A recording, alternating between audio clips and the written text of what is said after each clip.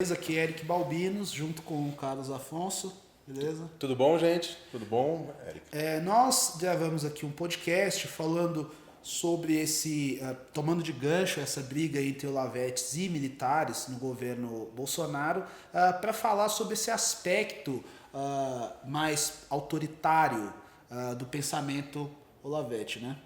Sim, e foi um papo muito bom. A gente falou também dos mecanismos de seita que tem, na verdade, assim, existe a ação de uma seita política quanto do comportamento de seita na atuação, na defesa, no culto à personalidade que existe hoje, a questão das milícias virtuais, Sim. Que fica enchendo a paciência aí de muita gente, né? E eu entendo que deu para ter uma ideia bem legal para a gente poder lidar, né? Assim, pelo menos uma dica inicial para a gente poder tratar esse problema aí. Exatamente. Deixando claro que o pensamento do filósofo Olavo de Carvalho, ele não é um pensamento que considera outras correntes de pensamento como legítimas. Daí que vem o problema principal do Olavo de Carvalho. É um pensamento completamente de seita, né? Há uma lógica de seita ali.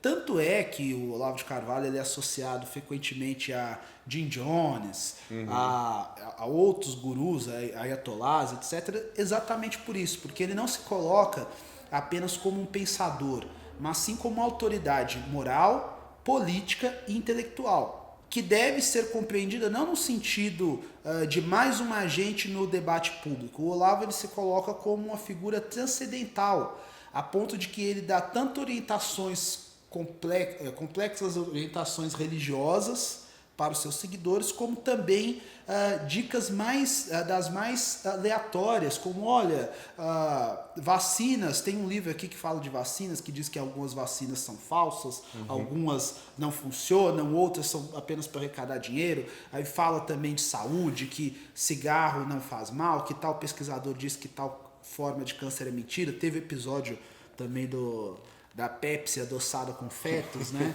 Então o Olavo, ele de fato, ele se coloca não como mais um pensador no debate público, mas sim como uma figura de autoridade transcendental. E qual que é o risco, né, disso, que a gente também aborda bastante, é que a gente, quando coloca uma pessoa que fica acima do julgamento, que pode indicar ministro, indicar pessoas para cargos e ficar fazendo, postando, dando opinião e dizendo, não, eu não sou responsável por nada, isso é um risco hoje. Ninguém está dizendo que a pessoa não pode falar, claro que pode, é liberdade de expressão. Só que isso não significa que a pessoa deva falar sem ser contestada. E quando um presidente dá espaço, honrarias, tem os seus filhos inspirados na figura do Olavo, então é um tema para discussão, sim, e as pessoas falam, não fale dele. Pô, isso aí seria fácil, né? Quer dizer, né, aquele negócio mamar na vaca, você também não quer, né? Quer dizer, quer ganhar apoio do presidente, quer ganhar medalha do presidente, igual aquele cãozinho do Mudley, né? Sim. Medalha. Então, ganha medalha, né? Ganha... como chama? Indicação, tem deputado que foi até fazer curso e depois não quer ser cobrado? Não, isso está errado, né? Seria até um irresponsável da nossa parte, em termos de democracia, deixar a pessoa sem questionamento. Sim. E tem um outro aspecto aqui também, que é a truculência como eles operam no debate público, né? Algo poucas vezes visto, a forma como reescrevem a história sempre que é conveniente. Exemplo disso foi Olavo de Carvalho nunca apoiou impeachment. Ele não apoiou impeachment. Ele dizia que à época a solução para o Brasil era uma intervenção popular, que era um eufemismo para intervenção militar. Porém, os militares também não compraram a ideia dele. Tanto é que dali ele começa a se ressentir com os militares, porque não fizeram nada. O não fizeram nada significa dizer que os militares não ouviram Olavo de Carvalho. É isso. Outro ponto que cabe destaque é que isso enseja outras adulterações da história, como uma corrente agora de que o MBL seria oportunista porque apoiou Bolsonaro para se eleger, e aí depois que foi eleito, que os seus candidatos foram eleitos, ele retira o apoio. Mentira. Porque, na verdade, quando o movimento... Aliás, o Holliday foi eleito após esculachar o Bolsonaro por conta do voto em que ele elogia o Ustra, e depois o Holliday foi eleito, foi bem votado, né? E depois você teve Kim e Arthur bem votados também, junto com outros nomes ligados ao MBL, que não dependeram do apoio do Bolsonaro. Se elegeram pela própria competência, foram apoiar o Bolsonaro apenas no segundo turno, quando o adversário era o Haddad, você não tinha outra alternativa. Então, mas eles já estavam com seus cargos garantidos, assim como o pessoal do PSL, que é bom lembrar que não correu para fazer campanha para o Bolsonaro no segundo turno. Os oportunistas viram que a posição do Bolsonaro qual que era, trataram de obter o capital político ali no primeiro turno. Uma vez assegurados seus cargos, ninguém saiu brigando no segundo turno pelo Bolsonaro, né? Mas a prática da adulteração da história é recorrente. E tem um aspecto aqui, as psicólogas, principalmente os feministas, falam muito do gaslighting, que é você lidar com o seu interlocutor, né, no caso o homem com a mulher, principalmente, como se ela fosse louca, né, não tivesse de posse das suas faculdades mentais. O olavismo faz a mesma coisa. Porque o tempo todo eles dizem, olha, mas se não fosse Olavo, a direita não existiria. Você fala, não, mas mentira, tá aqui, tá aqui. Não, isso aqui é uma fonte falsa. Essa notícia é fake news. Se você se pauta pelos pressupostos que eles estabelecem, chega um momento que você questiona a própria sanidade mental. Sim, e olha que coisa. Por exemplo, o Bolsonaro ele foi eleito por um conjunto de fatores. O crescimento da direita evangélica, o crescimento do liberalismo. Sim, o crescimento do reacionarismo com o Olavo de Carvalho, ele é um cara do reacionarismo. Mas também os movimentos pelo impeachment que foram atrapalhados pelo olavismo, você lembra bem, né?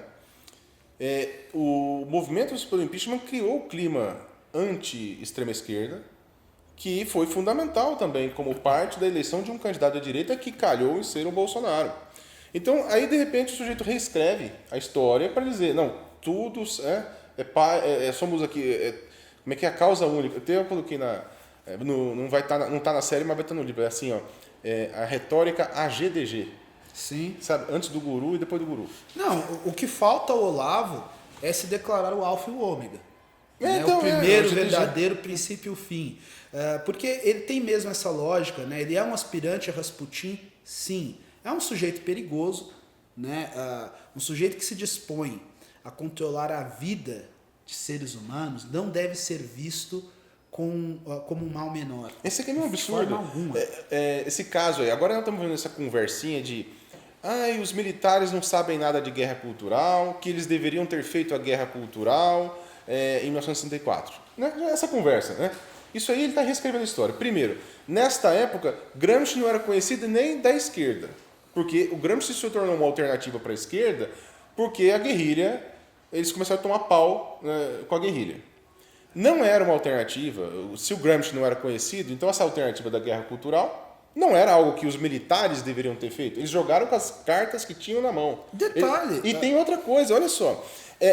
E depois, em 1990, mais ou menos, o Guru dá uma entrevista falando que votou no Lula em vez de votar no Collor. 5 anos depois acabou o regime militar. Então, quando o pessoal fica hoje falando, nossa, eles deveriam ter ouvido o Guru e feito a guerra cultural, o que o senhor está inventando, reescrevendo não só a história, como o papel que a ideia dele deveria ter tido na história. Exato. É a fantasia. Porque se você pegar que o Marcuse, por exemplo, de quando ele começa a lançar suas obras Escola de Frankfurt, isso não estava amadurecido nos anos 60, não era um conceito amadurecido. Foi amadurecido com a nova esquerda no final dos anos 60. Né? Exato. Mas de fato é isso.